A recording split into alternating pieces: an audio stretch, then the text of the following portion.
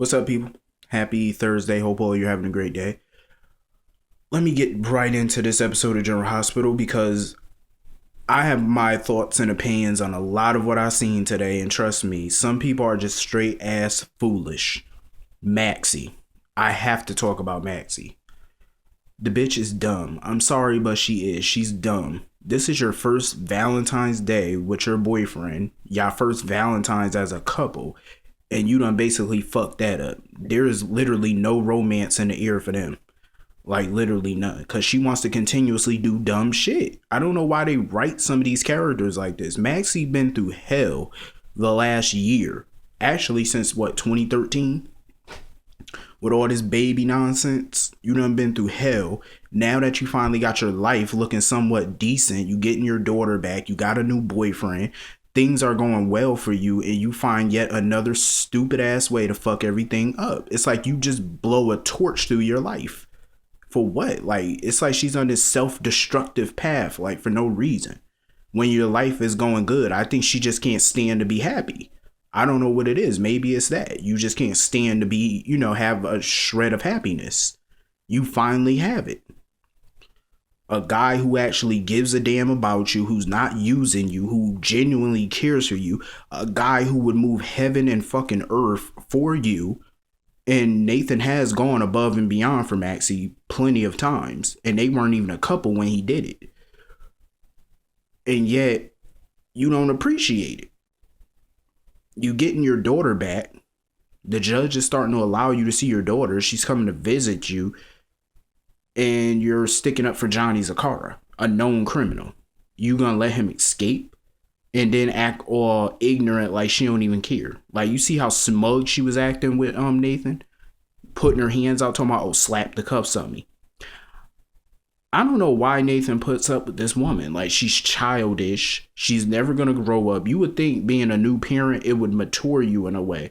But it has not with her. Nothing has changed for her. You done been through hell. The judge wouldn't let you see your child. You were kidnapped. Some dude was playing you, trying to kill you. Now that you got your life looking somewhat decent again, you don't appreciate it. You don't appreciate it. All the blessings that you were just given, you don't even appreciate it because now you want to go back and do dumb shit. That's just like Carly. Every time something good was going in her life, she had to run back to Jason and Sonny and the mob.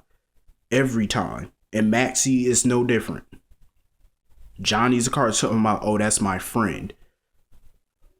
I have friends, but I would never help my friends escape from the cops and ditch town and throw myself under the bus in order to go to, like, come on, you could have had yourself locked up. And if a judge find out about that, you're going to lose your daughter. And this time you may never get her back. You could beg, plead, get on your knees and whine all day long. They ain't going to do it.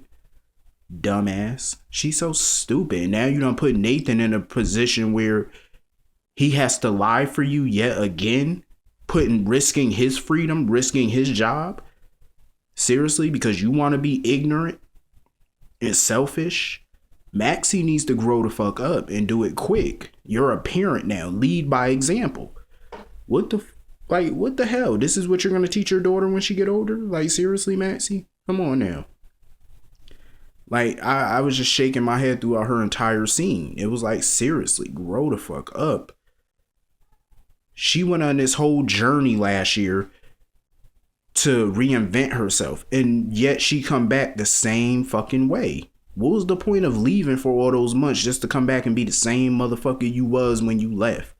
Like, her whole personality did not change. One iota.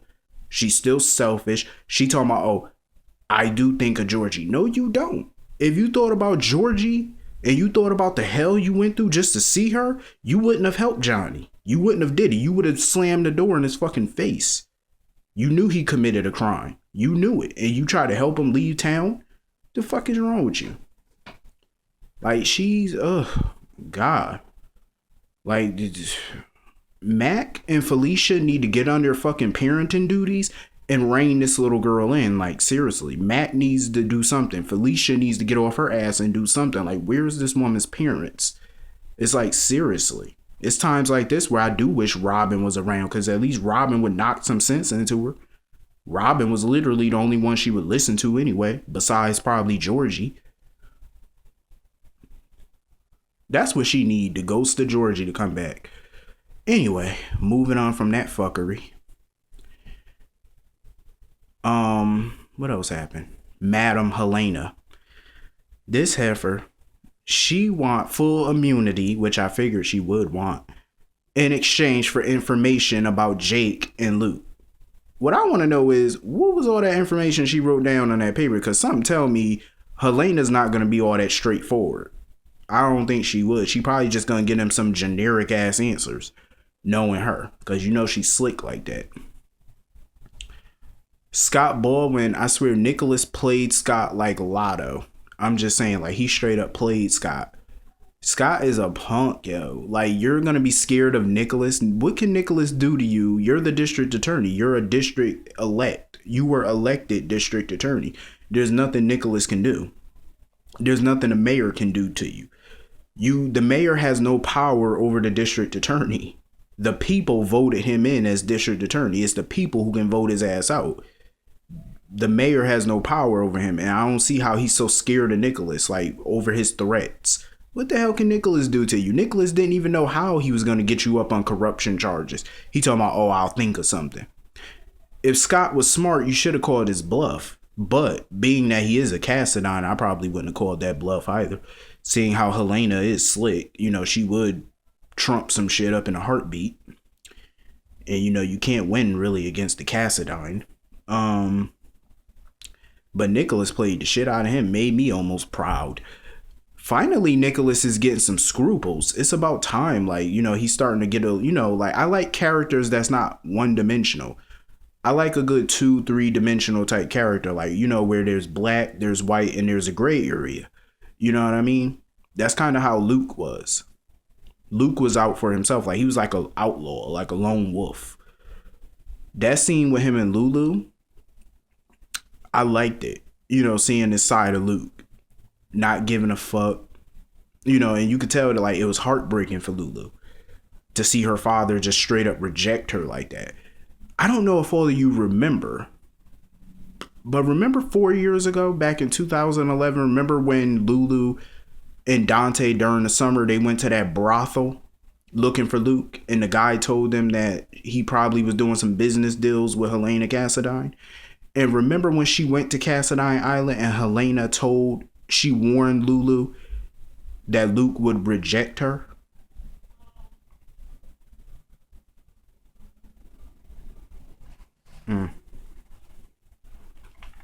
That was crazy.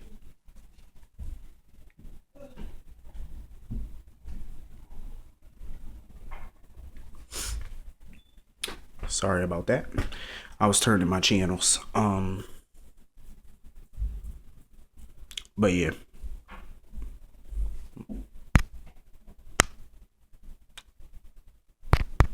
Damn.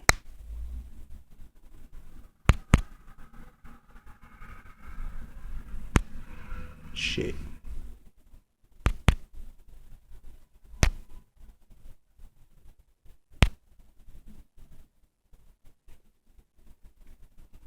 But yeah. Helena warned her that she was going to be rejected. Remember, Helena said to Lulu that Luke would reject her. Maybe this is what she was talking about. Who knows?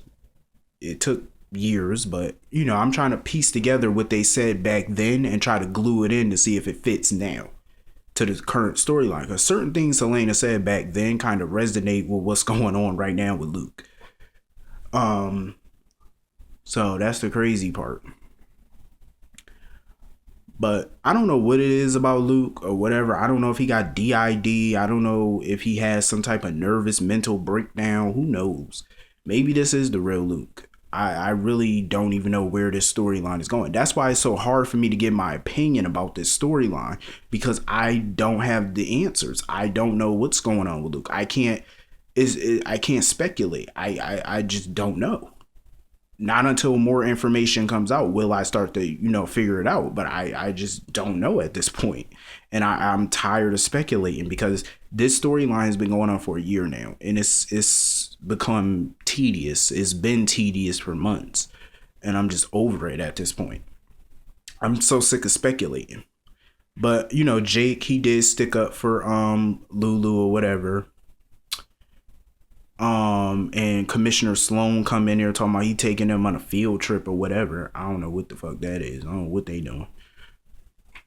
Maybe he's gonna help Helena deprogram them. I don't know.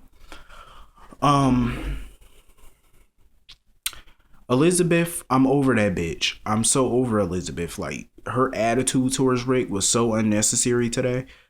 She talking about she know Jake. She feel like she know Jake better than she know Rick. Really? This is why I don't like Elizabeth. This is why I have a disdain for her. I try to be unbiased and I try to be neutral when it comes to certain characters. I can't with her. I try to see the good in her, but after today, that it's just it just solidifies what I already feel for her, which is absolute disdain. Like, I just don't like her. She goes from, excuse my French when I say this, but she goes from one dick to the next. That's just how she does. She goes from that dick to that dick to that dick to that dick to that dick. And it's ridiculous. It's like, seriously, how much of a whore can you be? I mean, like, seriously, this new guy that you don't even know comes into your life and you kick everybody else to the fucking curb. You see how quick she forgot about Nicholas when Jake came around? See how fast she forgot about him? See how fast she forgot about AJ when Rick came back? See what I'm saying? She forgets at the snap of a finger. When you mention a person name, she say AJ who? Rick who? Nicholas who? I bet you if Lucky came back right now, that bitch would drop her panties for him and forget all about Rick and Jake combined. Please. That's how she operates. That's her stock and trade. Anyway, Rick need to ditch that zero and find him a hero. That's all I'm saying. She ain't nothing but a zero. I don't even know why men find themselves attracted to her. Seriously. She's a cute woman, but it's just her personality is so ugly. No wonder Helena hated the bitch. Even Helena called Elizabeth a serial cheater because she is a whore. She might as well put whore on her forehead. Like, seriously, so that way all the men would know. So anyway, Kiki, I need to weigh in on this. Kiki versus Sonny and Carly. Yes, I said Carly because basically Carly is in on this too. I can understand where Kiki's coming from. I don't like Kiki, but I can understand where she's coming from as far as wanting to sue for custody.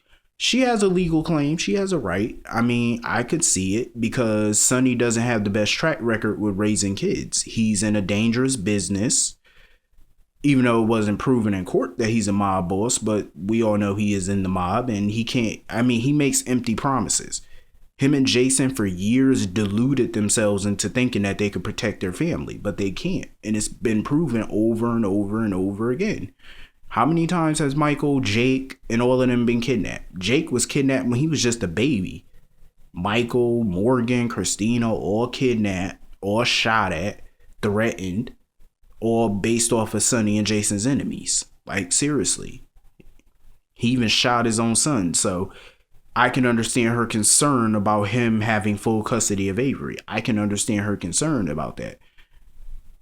She has a right to be concerned. That's her baby sister. That's her only sister. So she has a right to be, concerned, especially since she just lost her mother and she grew attached to that baby. So, she's going to do whatever's in her power to protect her sister, which I can understand. Some people gonna bash Kiki or whatever, but I feel like I'm on her side on this, even though, yes, Sonny is the biological father. And I do think, of course, obviously Sonny has the financial means to take care of that child, as opposed to Kiki, who does not have a job or an income, which, will weigh heavily in a courtroom. But I find myself on Kiki's side on this because Sonny does not have the best track record with raising kids. And me personally, I feel like Sonny doesn't even need more kids. And mind you, Diane Miller, Sonny's old attorney, she even said years ago that she felt like Sonny shouldn't have had kids.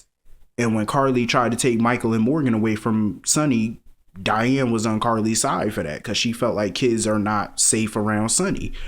I felt the same way. I felt like that for years too. Even though Sonny is still my favorite character, I feel like kids should not be in his, they should just not be around him.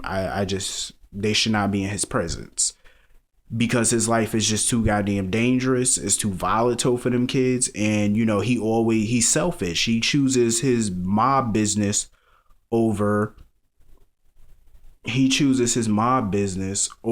children all the time. He's done it multiple times. So I have to be on Kiki's side, even though I don't think Kiki's gonna win. But I have to be on her side. That's just my opinion. Some people might disagree, which is fine with me, but I'm just stating my opinion. That's all I can do. I don't think I'm forgetting anything to talk about. I think I talked about everything. So anyway, see you all later. Have a great day. See you later.